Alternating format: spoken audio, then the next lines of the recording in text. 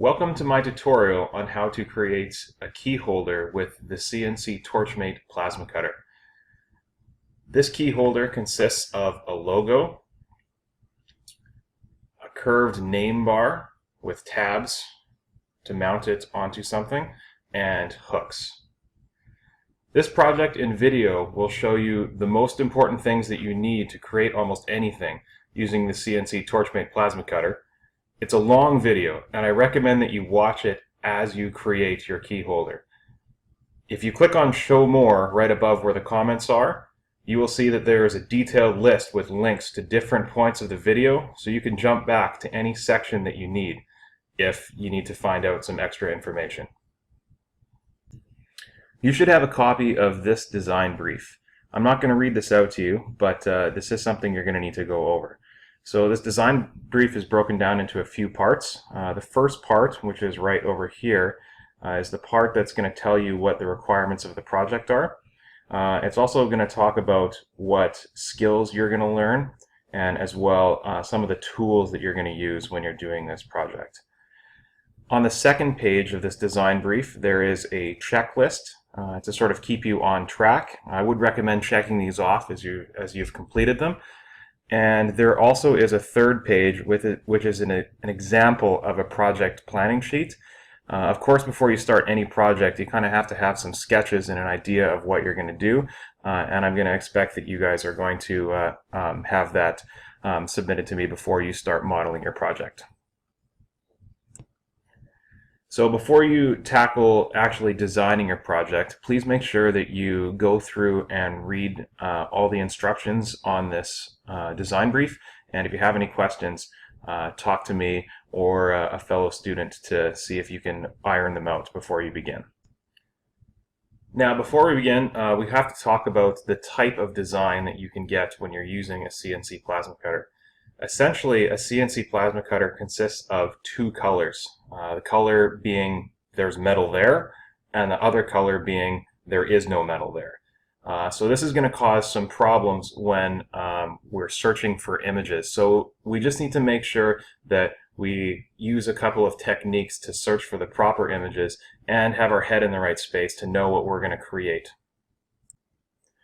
Now, in searching for an image, we'll go to Google and find an image. Let's choose an image of a fish. Let's use the northern pike.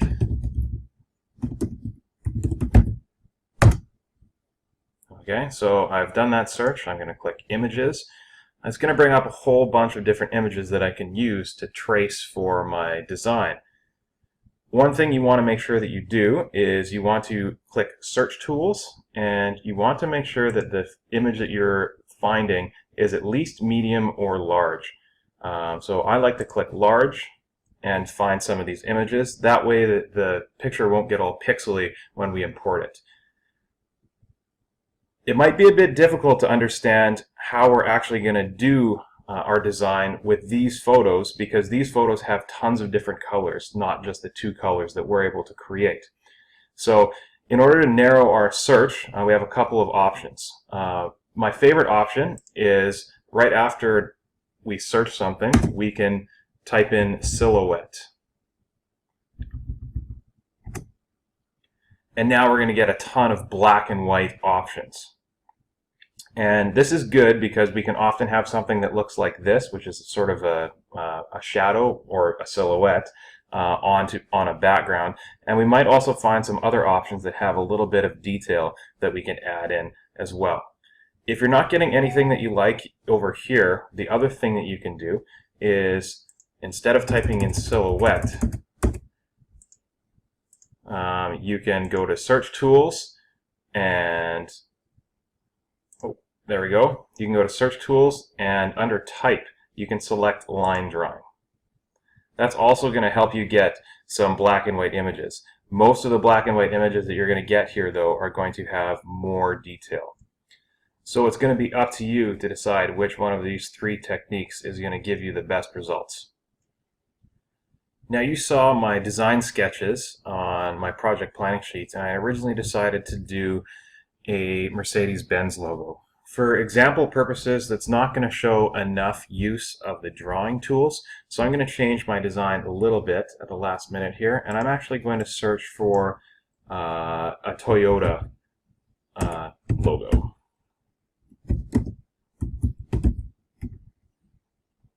Okay, I'm going to get images, and I want to make sure, and I want to make sure that I get a large file size, and I can pick out one that I like here. This one, the file size is pretty big, or image size is pretty big, so let's view that image. That's going to be great. So I'm going to right click on that, and I'm going to save this image. I'm going to save it into my pictures folder, and I'm going to give it a useful name that I'm going to be able to remember it by. So I'm going to call it Toyota logo CNC. I already had a file named that, so I'm going to save it.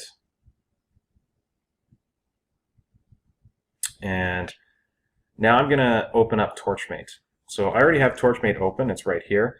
You guys are going to find it under your Start menu, and it'll be under T, under the Programs, and Torchmate EDUS is what it's called.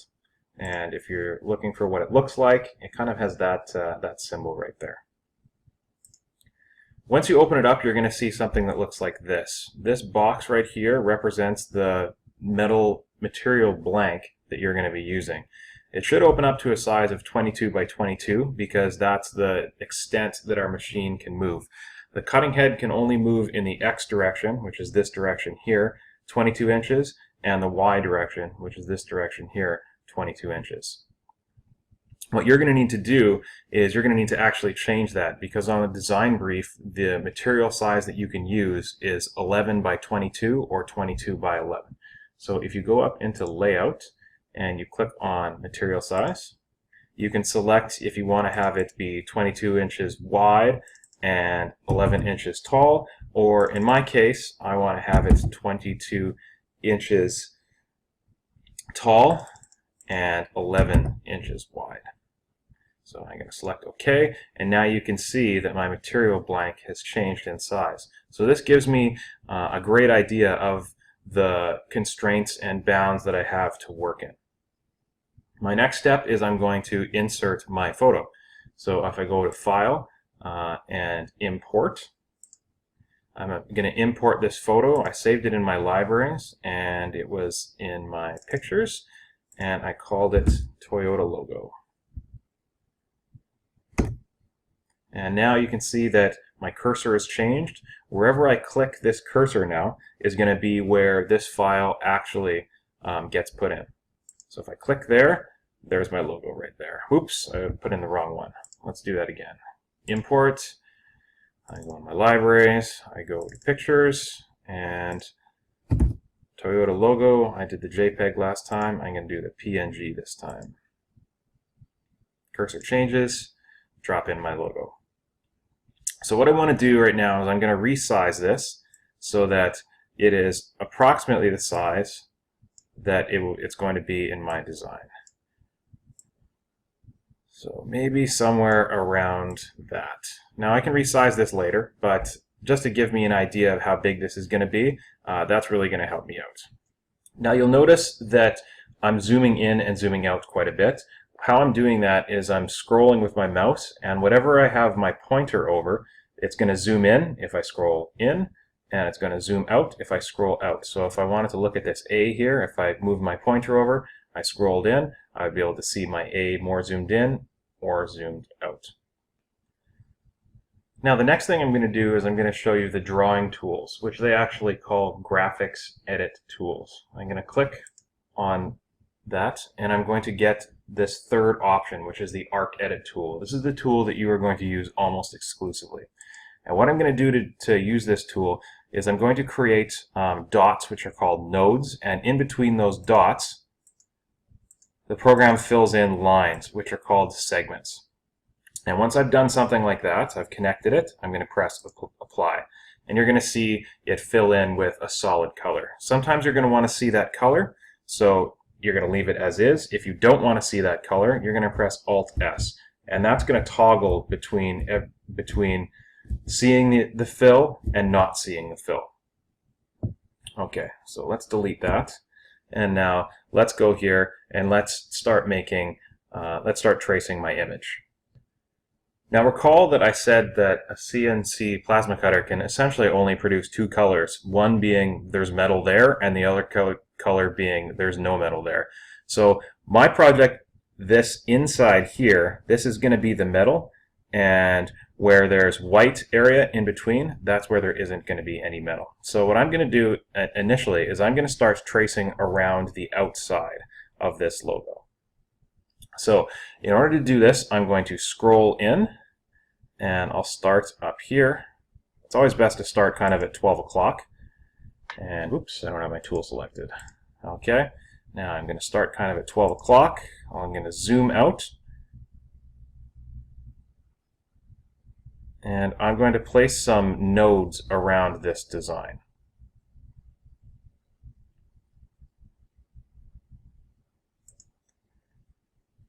Alright, I'm going to zoom in here. I'm going to do another one down at the bottom. Again, I'm zooming in for accuracy to make sure I'm getting exactly where I need to be. And I'm also looking at being symmetrical in this. So if I placed a node over on this side, I'm going to try and place a node mirroring it on this side. And that's going to help me keep my design consistent. Connect them, apply. There we go. So that looks bad. What I'm going to do now is I'm going to zoom in with my arc edit tool still selected. Oops. I'm going to double click on here. Okay, and now when I double click on this, you can see that I can draw nodes, or if I move over the line, I have a hand. So what I can do with this hand is I can actually stretch and create an arc. And you'll see that this creates an arc, but sometimes the arc isn't exactly how I want it. So I can grab one of these nodes and I can move it over so that the arc is more consistent with how I want it to be. So I'm going to do that, and because I did it on that side, I'm going to want to try and stay symmetrical, so I'm going to do it on this side as well. Zoom in, create my nodes.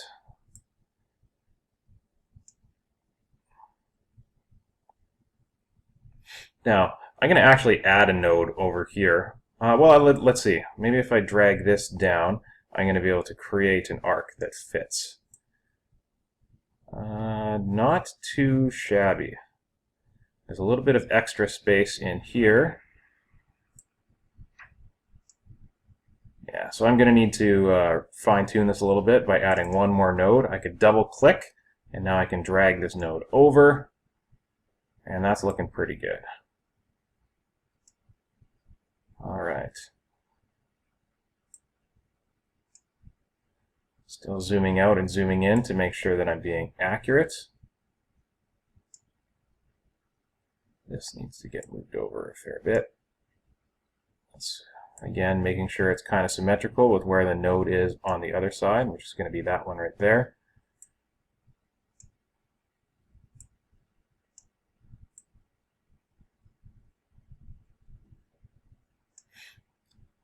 All right, I need to add a node in the middle. Double click, click and drag.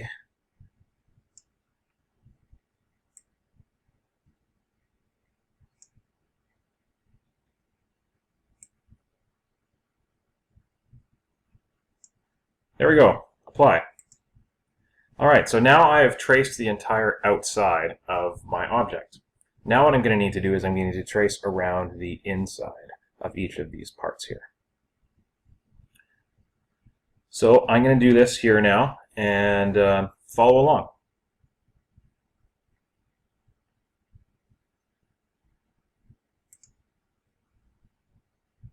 Oops.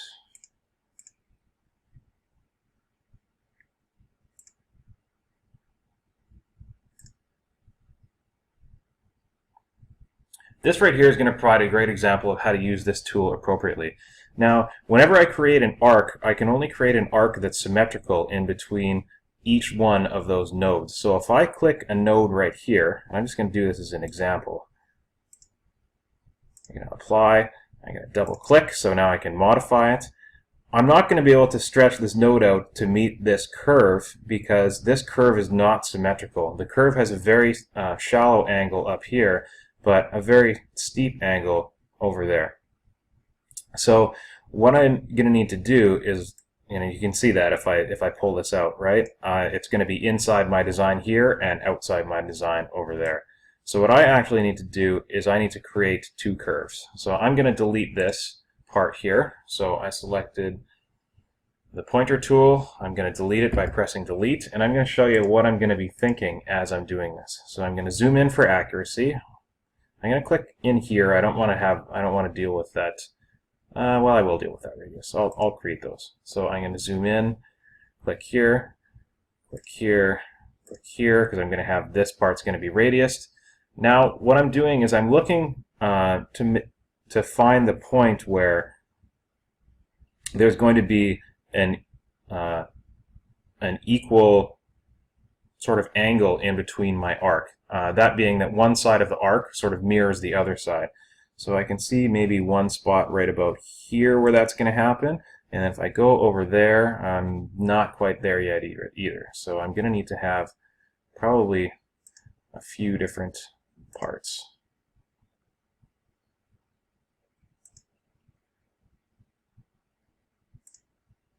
All right, apply. So now you can see that the whole idea here being that if I take a look at this arc right here, this part of the arc kind of mirrors this part of the arc.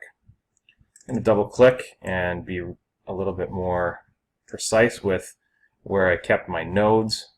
I'm going to continue to use, take a look at where the node was on the other side to make sure that they're symmetrical.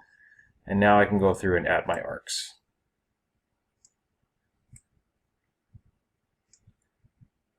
All right, looking not too bad. This needs to come out, zoom in.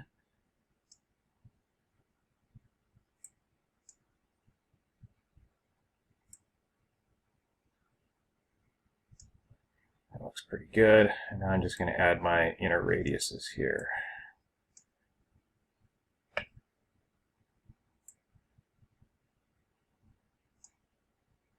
Awesome. Apply. So now I'm going to take that same technique and I'm going to do it to all all 5 other parts of my design that I need to do.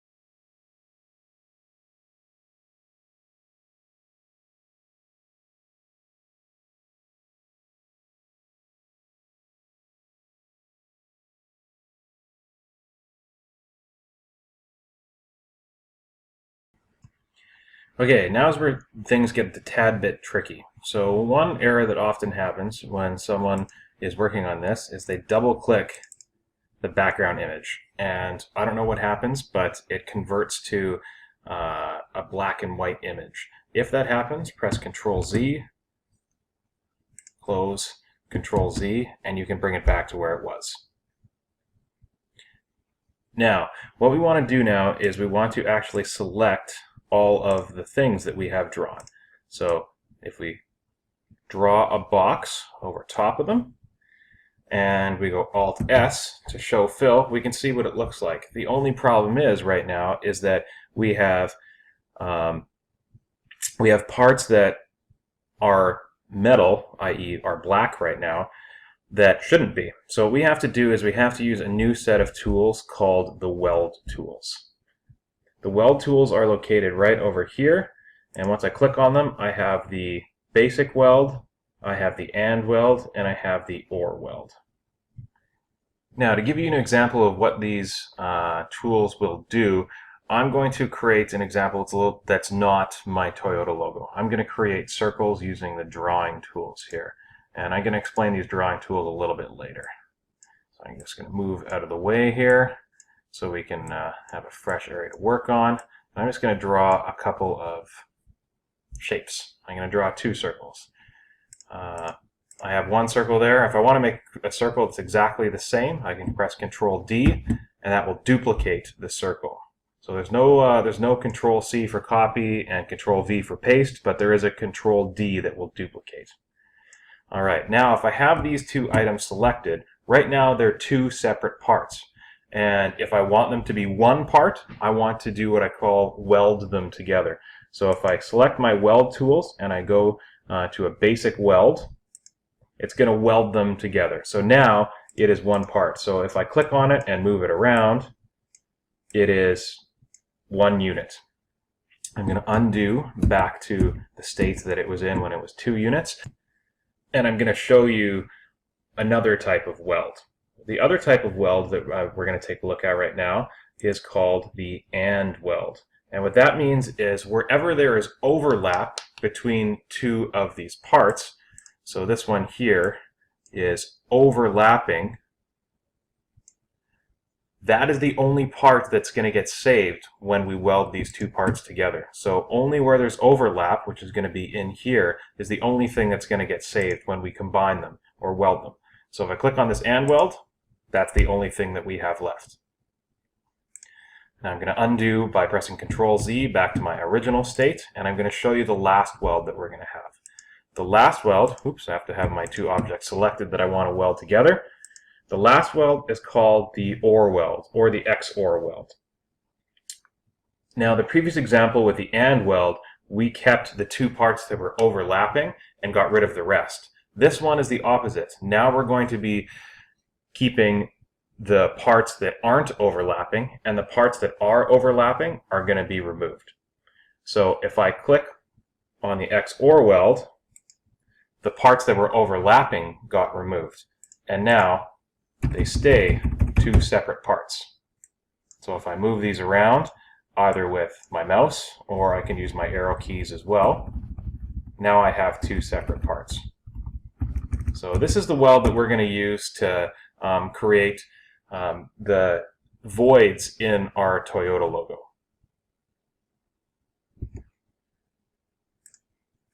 So let's delete those. Let's go back to my logo here. Oops. Okay. So I'm going to grab my pointer. I'm going to select all of these things to see what is behind there. Or again, I can toggle by pressing Ctrl S to see the fill or not see the fill.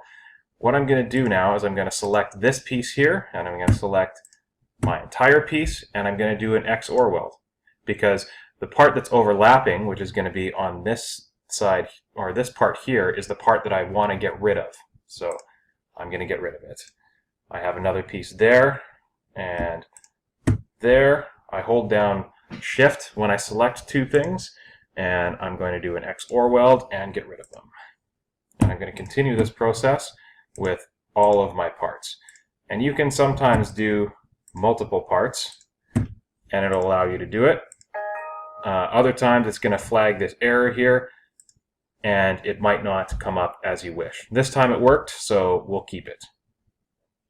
The next thing I'm going to do before I'm ready to start making my name bar is I'm going to inspect this logo to make sure that I don't have any points that look really weird. And what I mean by that, I think I can see one right up here.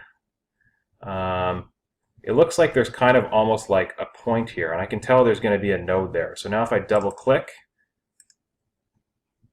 I can, yeah, so I could tell that it looked kind of pointy there. So I'm going to add another node right here, and I'm going to be able to just pop, oops, let's get rid of that. Apply, let's get rid of this node. I can move that arc out to more accurately fit the line where it needs to be. I'll do the same over here. Oops, apply. Okay, zoom in, see if I see anything else that doesn't look the best. Not too shabby. All right, and sometimes it helps to get rid of the background before I do this as well. So now I'm going to start building the base. Now, one thing that I'm going to do that I often do is I select everything, including the background, and I duplicate it.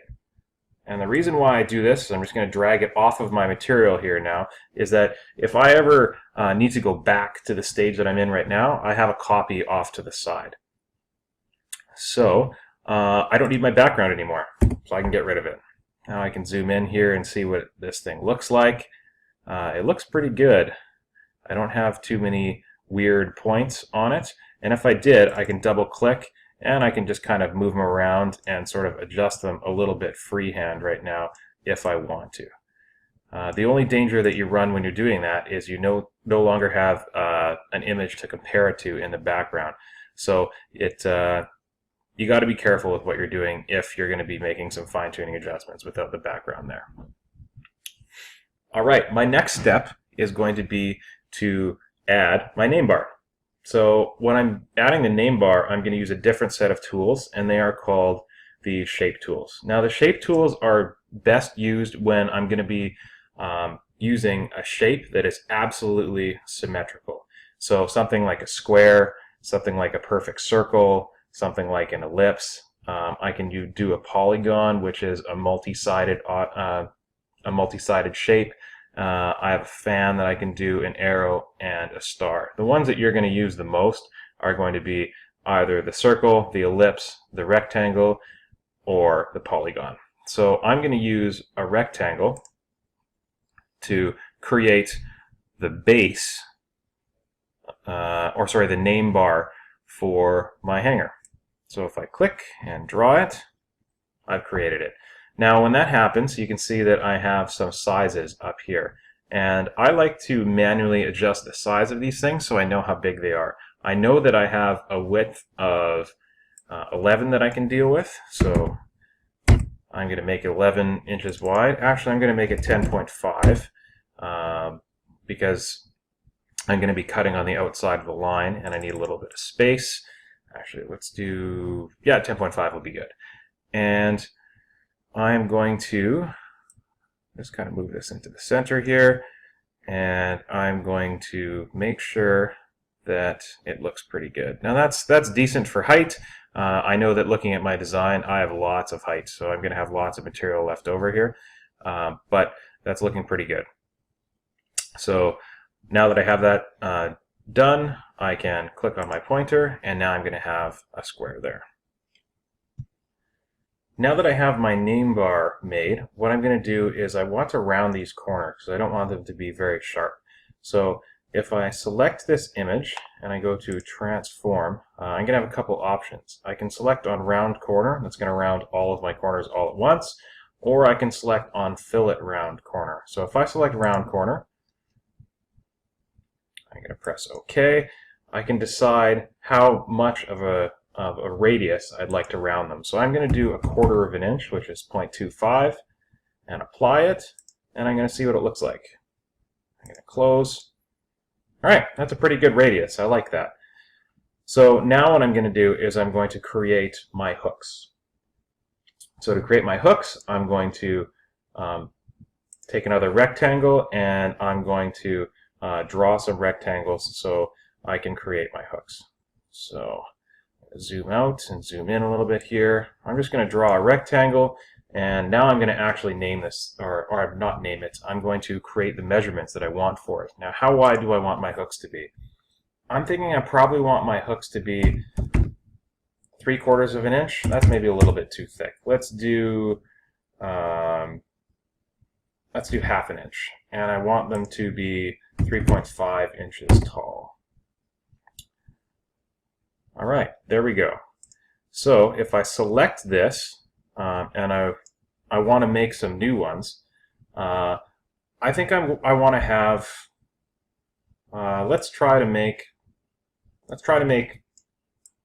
Let's go with 8 hooks. So I'm going to duplicate this. All right, duplicate.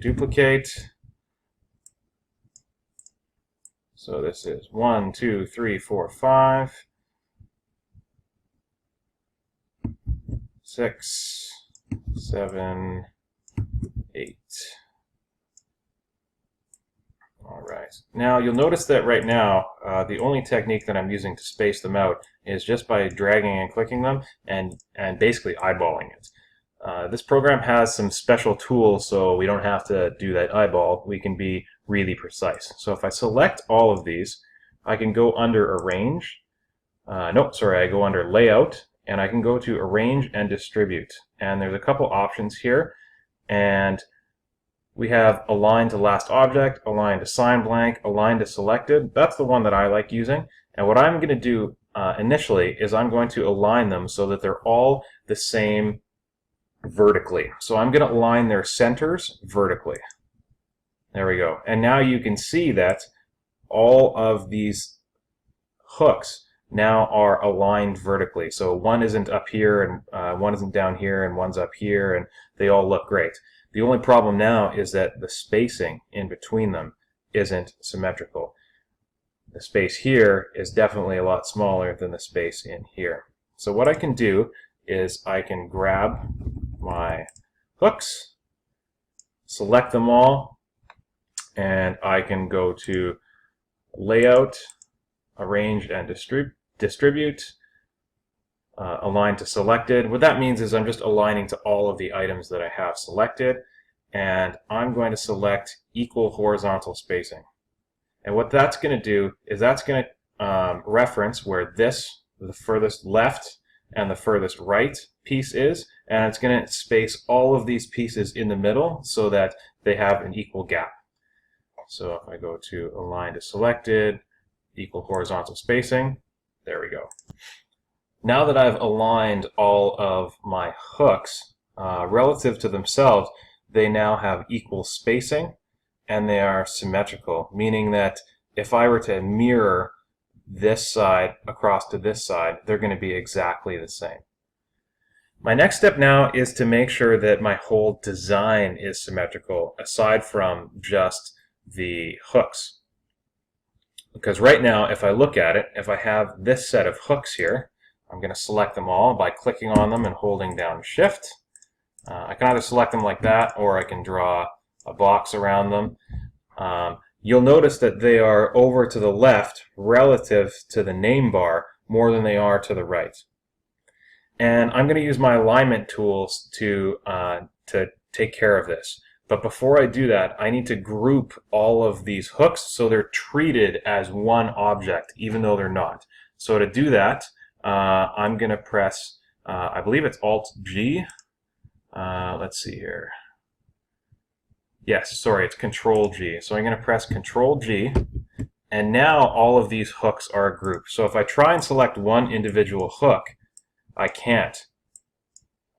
This is beneficial because now if I move them around, they move around as a group. So they keep the symmetry and equal spacing that I set for them already. If I ever want to grab just one, all I have to do is then press Alt-G. That's going to ungroup them. And now I can take one and move it around if I need to. I'm going to undo that because I don't like that. I'll select them all again and Control-G, which is grouping them. Now I can adjust where these adjust the alignment relative to this sign blank. So I'm going to select these, and I'm going to select the sign blank, and I'm going to go to my layout tools, and I'm going to arrange and distribute, and align to selected, and align the centers horizontally. It's not the centers that I need to align. I need to align, yeah, let's see that. I think it's the centers horizontally. Yes, it is. Let's undo that. Often what I like to do, if I'm not too sure what those options mean, I'm going to move this all the way to the side to exaggerate the difference. Now it's clear that there's way too much space over here and not enough over here. So if I select these two things, and again I go to Layout, Arrange, and Distribute, I'm going to do all the selected parts, and I'm going to align the centers horizontally. There we go. Now I can see that what I did was actually what I wanted to do. Now that I have that done, I need to make sure that this Toyota logo is centered as well. It looks centered, but it might not be. So what I can do is I can do the same sort of technique. I'm going to drag it over, and now it obviously doesn't look centered, so I need to center it to this bottom part.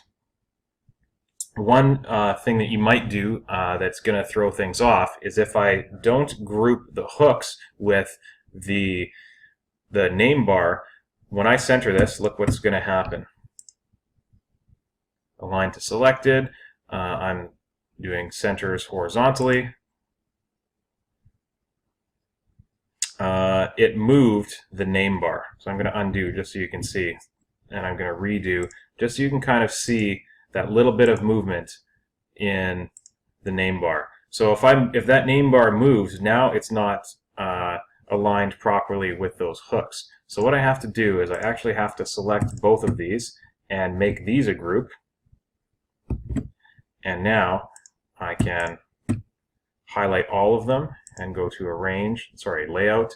I'm going to align only the things that I have selected, and I'm going to align the centers horizontally. Now I know for sure that this Toyota logo is exactly centered to my name bar, and my name bar is exactly centered to my hooks.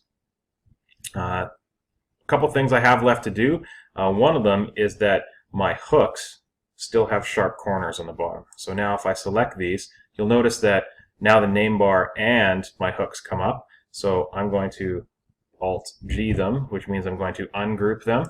And now I can select just the hooks. I can double click. And if I double click, it's going to treat all of these as one object. That's not what I want. So what I'm going to do then is,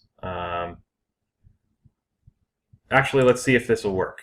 What if I select all these and I go to transform and I go to round corner, and I want to round the corner 0.125, which is about half of what this radius was. Let's apply that. Alright, so it worked. Good, so I didn't need to ungroup them. So now it looks like my design is almost ready. The only thing I have left to do is to put text in here. Before we continue, I want to make a quick note of the spacing that is alongside here. There's going to be a tab on this side that's going to sit flat before all this stuff gets curved. I'll bring it back to the design brief so you can see that. Okay, so you can see that here's the tab, and then the middle section is curved. Now this section right here actually has a very specific measurement. And if I scroll down to my project planning sheet and my drawings, you'll see that that part right there is 3 1/4 inches. So I have to make sure, I'm going to go back to my drawing now, that I have 3/4 of an inch from here to here, and then I have it's at least sort of a relatively equal spacing here that I do inside here to make sure that it looks proper.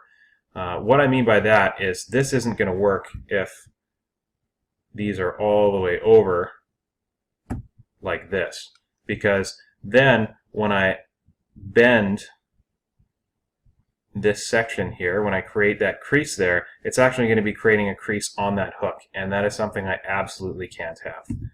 So that's just something to keep in mind when you're spacing out these hooks. Okay, so now what I need to do is I need to get text in here. Now, of course, I can go through and I can use my graphics edit tools, and I can use my arc edit, and I can do the same thing that I did with my Toyota logo. Is I could trace every single one of these with the arc edit tool, and then I can bring it in here. But this program has a special text tool that I can use. And what I'm going to do is I'm going to use that, and I'm hopefully going to be able to find a font that I can use that's going to be very similar. So what I'm going to do, I'm going to press Alt-S so I don't see any of the fill. I'm going to select this first option here, which is text. I'm going to click, and I'm going to type in Toyota. T-O-Y-O-T-A. So right away, this comes with this comes slanted. I don't want it slanted, and up here is the option to slant it, so I'm going to unslant it. Okay, whoops, I have to have it all selected when I do that. Alright, because the Toyota logo isn't slanted and I want it to look as perfect as possible. I'm going to zoom in a little bit here. Now I have to find a font that's going to be close to what I want. So if I click on all fonts, I can see as I scroll through here some fonts, and it looks even like this one here is going to be very close. So let's select that one. Alright, now that looks very close to my Toyota logo over here.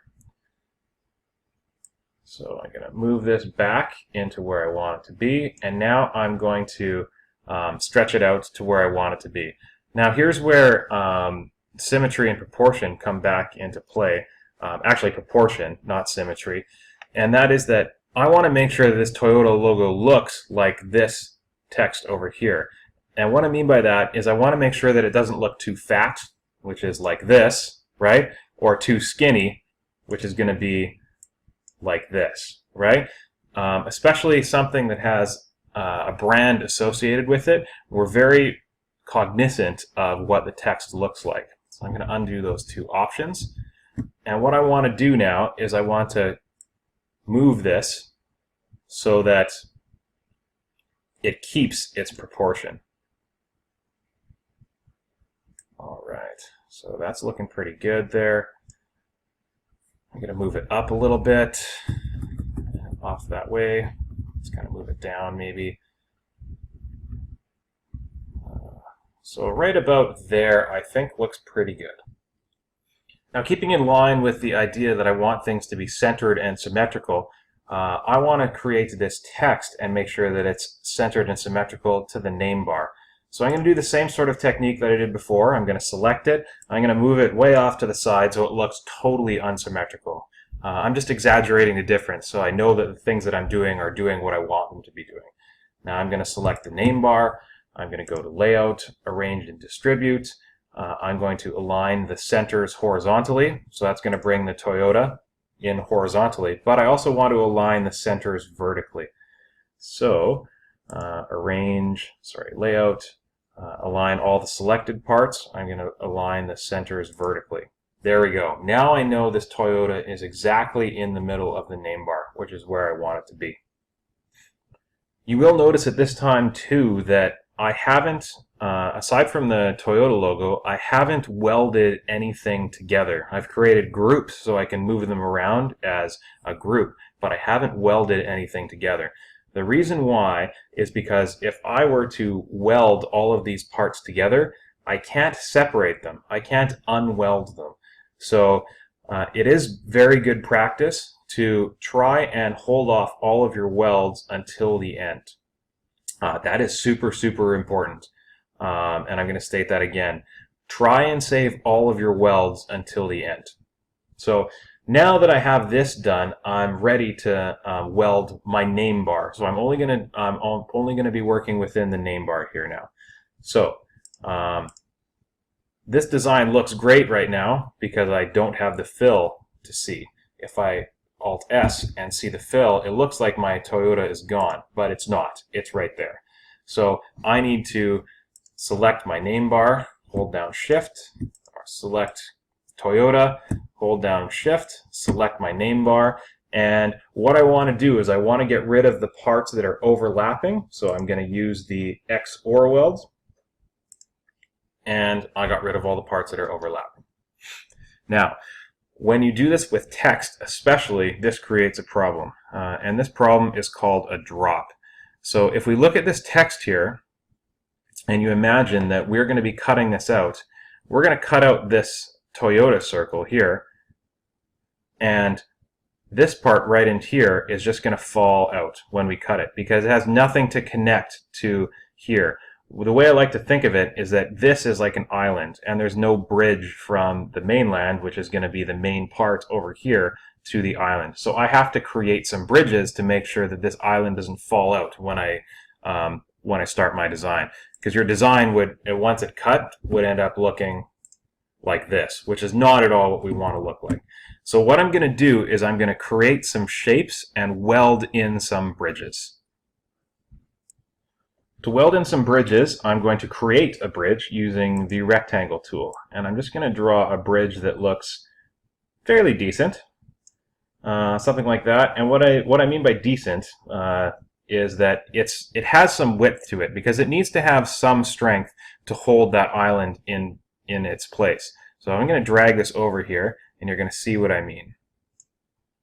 Zoom out, zoom in.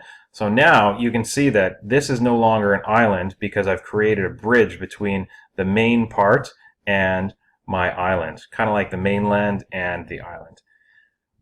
If this bridge, I'm going to click here, if this bridge is too narrow, I'm just going to move this over a little bit. It might look really good or look better, but it doesn't have enough material strength to actually hold this island in. So I have to make sure that when I do these bridges, they actually are a fairly decent width. And now that I have this selected, let's try doing a 0.125, which is 1/8 of an inch. That looks like an okay width. I'm actually going to go a little bit more. Let's try 0.2. Zoom out here. It doesn't take away from my design very much. I'm going to use 0.2 just to be safe.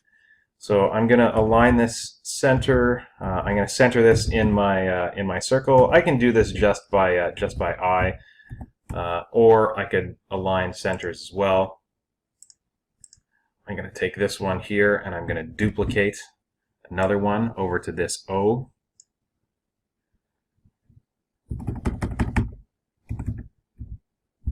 Alright, that looks good there. And then I need to do this A as well. So I have a couple options when I get to the A. One, I could do, oops, I want to duplicate that. So I'm going to Control D to duplicate.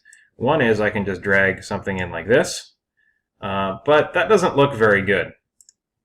So what I like to do in general is I like to follow the path that's already created by the letter. So I'm going to delete this. Actually, I'm not going to delete it. I'm going to add a slant to it. So I'm going to rotate it. And what I'm going to do is I'm going to rotate it and drag it so that I have the same, move it over here, so that I have the same angle as the side of the letter. And if I go over here, it's going to be a little bit more easy for me to see. Or if I can Alt-S and get rid of the fill, it's going to be even easier. There we go. And this is just eyeballing work. And of course, when you're eyeballing, zooming in gives you the most precision, which is what you're looking for. So now I can take this shape, and I can put this shape where I want it to be. That's not very good there. Let's take this. There we go. Now we have the right angle set. I can move this in where it needs to be. Okay, and now I'm going to create my bridge. Okay, so if I Alt-S so I can see the fill, now I can see the difference that I have. And on a piece like this, it does look really weird that it's getting cut off over here too. So I'm going to select this piece, and I am going to make it smaller. When I did that, it stayed proportional, so it's not as wide, so I'm going to need to widen it up a little bit. And rotate it. Actually, to make sure it's the same, I'm going to take this, I'm going to duplicate it. I'm just going to make a smaller version of it. Something like that, maybe. That's going to be good. Alt-S, so I can get rid of the fill, or just rid of viewing the fill more precisely. Rotate it so I have the same angles. Move it off to the side. Okay. Now I'm going to Alt-S and see what it looks like. Now that looks way better to me. So what I'm going to do now is I'm actually going to weld all of these things together. So if I zoom in here, I'm going to weld this part and this part and this part together.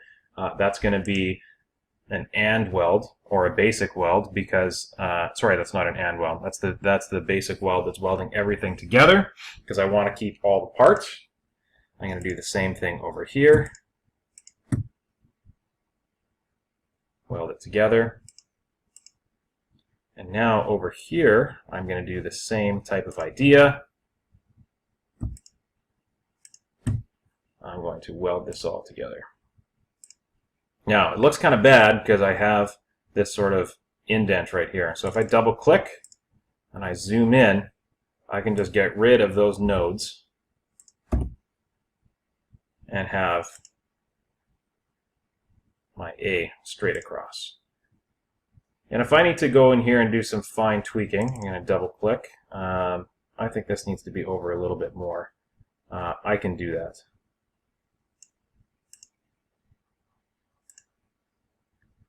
There we go. So now I've created bridges so that what used to be islands are not going to fall out of my nameplate.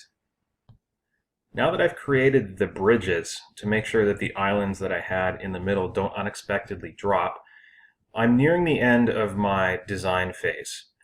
Like I had done before when I modeled the logo, I created a copy off to the side. I'm going to create another copy of this right now because, as I've been stressing, if you weld these things together, there's no way to unweld them, which is always a big problem. So I'm going to select all of my design. I'm going to Ctrl D, which is duplicate it, and I'm going to move it off to the side here. Now, you don't want to have 16 copies of your design over here. You should be getting rid of some of the ones that you don't need. I'm going to keep the Toyota background, but I'm not going to need the logo anymore. So I'm going to zoom in here, and I get to make my final tweaks before I weld everything together. One of the tweaks that I'm going to make is, now that I zoom out here, I realize I have a lot more material up here that I can play with.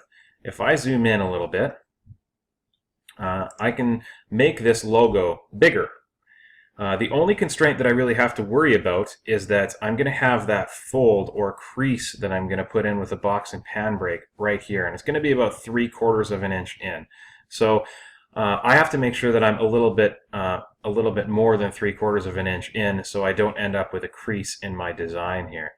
Now, this is something that I can eyeball as well. If you look at your design, it has a grid, and the grid is 1 inch in between each of them. So that's going to help me make sure that I'm not going to be making this too big. So I'm going to resize this probably about like that. Over here I'm going to resize maybe like that. There, so the logo is a little bit bigger.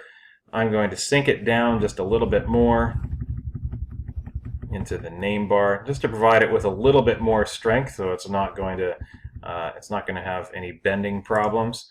I have adjusted the alignment now, so I'm going to have to realign this. So I'm going to select all of my design and make sure they all are aligned. I'm going to go to Layout, Arrange and Distribute, align all that are selected. I'm going to align the centers horizontally, right? And again, if you can't remember what you're doing and those terms are confusing, easiest way to do it is to take it and move it off to the side so you exaggerate the differences. Now, if you select them all and you do your layout options, you should be able to actually see if the options that you were looking for, or the option that you selected, is the one that you want. So I'm going to align my centers horizontally. There we go. That looks good. Now I'm going to link all these things together. And when I say link, I'm actually going to weld them together. So before I weld them together, a couple other things to note here. If I want my hooks to be a certain length, I need to make sure that they are. I just made my hooks 3.5 inches tall and dragged them into the Toyota logo.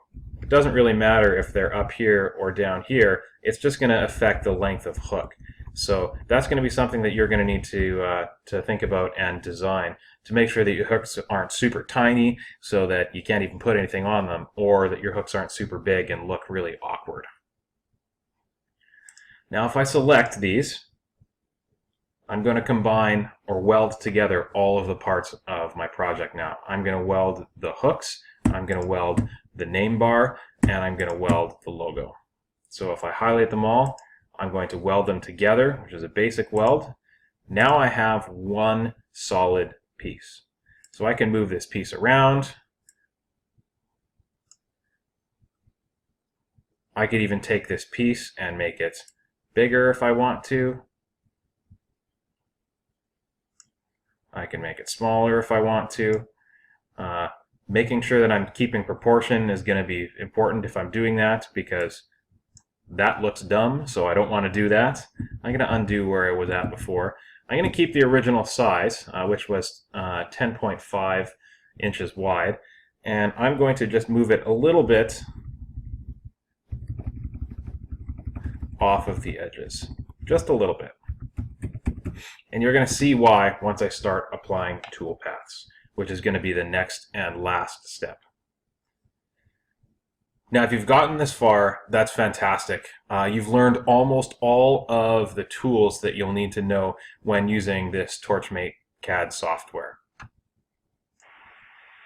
If there is a technique or something that we did that you forgot or you need to go back, you can find all those techniques hyperlinked under the description of this video.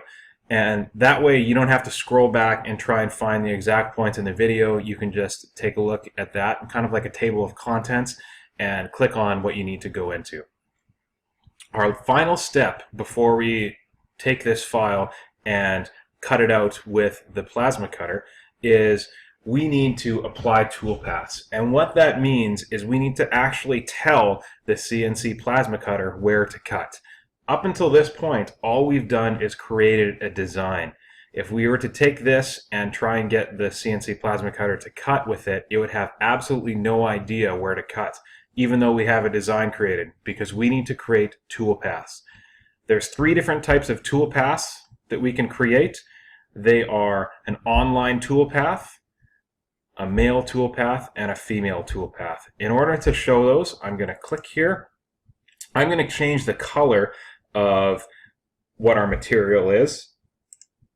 I'm going to change it to blue, and this is just going to exaggerate the difference of the toolpath, because the toolpath, the way it views on here is that the toolpath is black, and if the background is black too, the point that I'm trying to drive home is going to be a little bit more difficult to see. So if I go to Machine, now that I have my object selected, and I go to Create Toolpath, here are my options: an online toolpath, a male toolpath, and a female toolpath. So the first one I'm going to select, which is the one that you're most often going to use, is going to be a male toolpath. So if I click on male, and I'm just going to select OK, I'm going to zoom in, and you are going to see, and I'm going to undo this so you can see where this toolpath is created. And I'm going to continually undo and redo. Control backspace or Control Y is redo.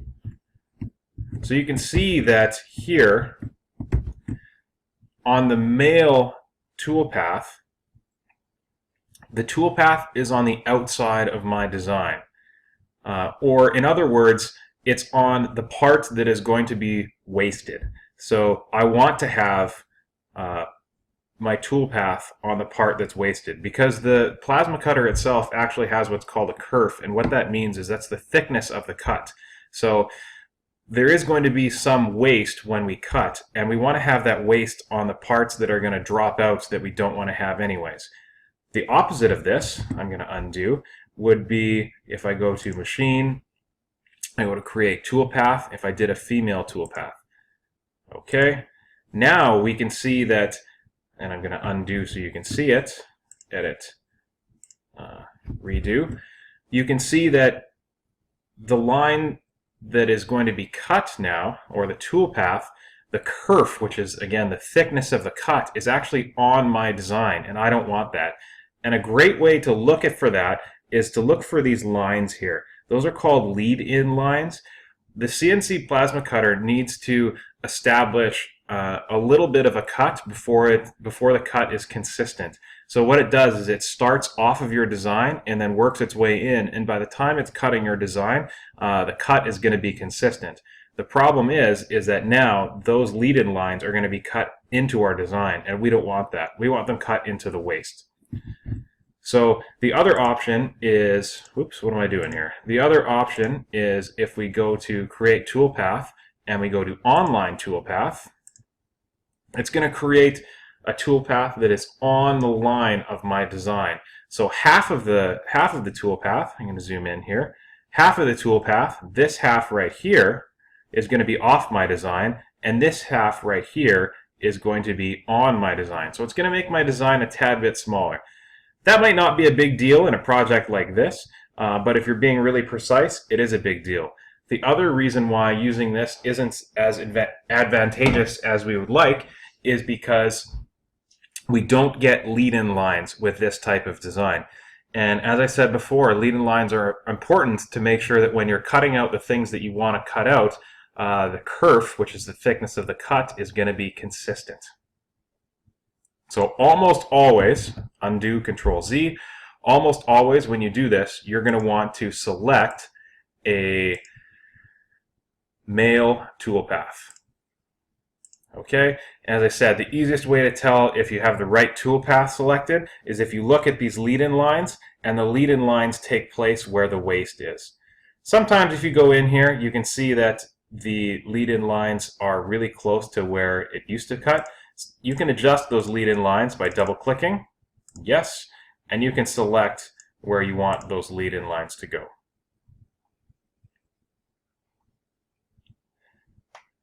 And that is your file with cut paths. Now you may think to yourself, well, I have this over here, and now I have this thing over here. Isn't this going to try and cut out too? No, it's not, because as we talked about, we have to tell the CNC Plasma Cutter where to cut, and the only way we can do that is by applying a toolpath. So now you're ready to cut your project. What we'll need to do in order to transfer this file up to the computer is you're going to need to load it onto a USB drive. So at this point, please save this file onto a USB drive, and we can take it upstairs and we can set up the plasma cutter and we can cut out your design. Once you finish doing this, you may be hooked on making some more options. One thing that's really cool with this program is it's the Torchmate EDU S version, which means that it's the educational student version, which means that I can give you a copy of this program and you can load it onto your computer at home or any device that you have for free. There's no cost to it. The only problem is you can't actually export a file so that it can be cut, which doesn't really matter in your case because you can just save it and then bring it up to our CNC Torchmate computer and we'll export it there and cut it. So if you want a copy of this to put on your computer at home so you can do some of this work at home and you can play around with it, you can ask me for that and I will give that to you on a USB stick as well. If you are looking at doing some work at home and you've mastered all these steps, there's also some other awesome YouTube tutorials that you can check out. If you go to YouTube and you look for Cold Creek Works and you check out that channel, there is a section of that channel that's devoted to tutorials on how to use more intricately some of the features in this program. For example, there's a use of alignment tools and there's a use of measurement tools, which I didn't talk too much about, which are right up here, that you can use to sort of advance your skills and make a lot more intricate and difficult designs.